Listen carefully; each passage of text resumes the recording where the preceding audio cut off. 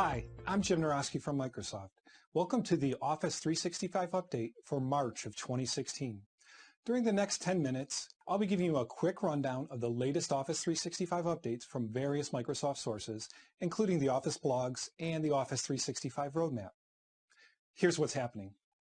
I've been a huge fan of OneNote for a long time. I'm happy to report that the OneNote development team hit the ground running in 2016, releasing many new enhancements. Ever heard of Docs.com?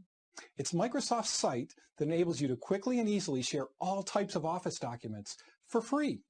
Now it's easier than ever to share your notes with the world with Docs.com and make your OneNote notebooks accessible for others with just a single tap.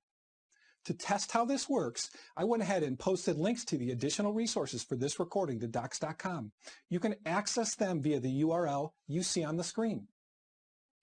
I'll use the number of visits to the site to determine if I continue doing this going forward. So visit the site if you're interested. There's more great news in the January 29th blog post. Check it out and you'll see why I'm such a huge fan of OneNote.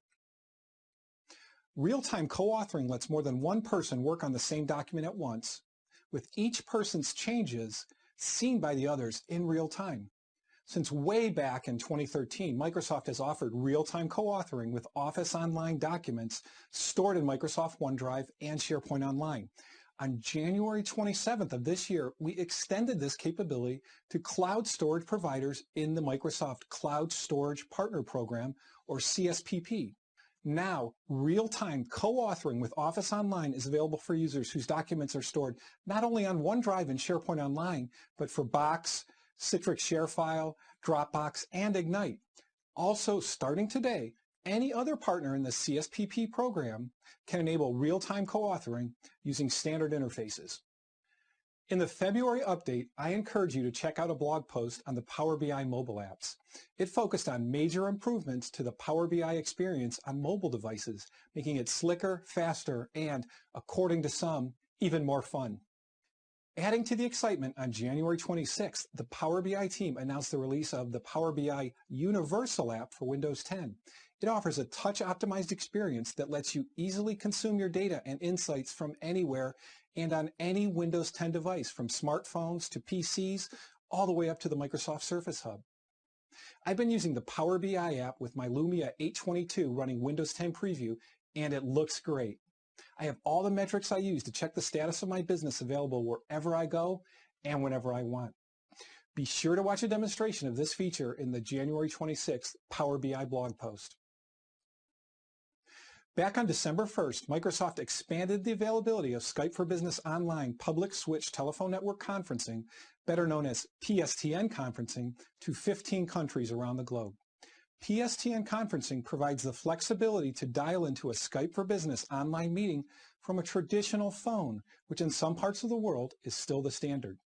I'm happy to announce that Microsoft plans on extending the availability of PSTN conferencing to additional countries by early March, most likely before you are listening to this recording.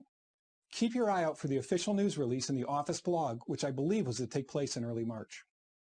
If I was to survey this audience, my guess is that pretty much all of you have heard of Office 365 services like Skype for Business Online, Exchange Online, and SharePoint Online. Yammer is one of those services you may have heard less about because it's a relatively new kid on the block. When we asked, our customers told us one obstacle to them adopting Yammer was that admins had to go through a separate activation process. That hurdle is now a thing of the past, as we announced on February 2nd that Microsoft is activating Yammer for all eligible Office 365 tenants without requiring admin action. Activating Yammer will provide Office 365 admins with a simpler, centralized way to manage Yammer users, and it means that Yammer is now covered by the Office 365 Trust Center, which sets industry-leading compliance and privacy standards. We should be in Wave 2 of the rollout if you're watching this in March.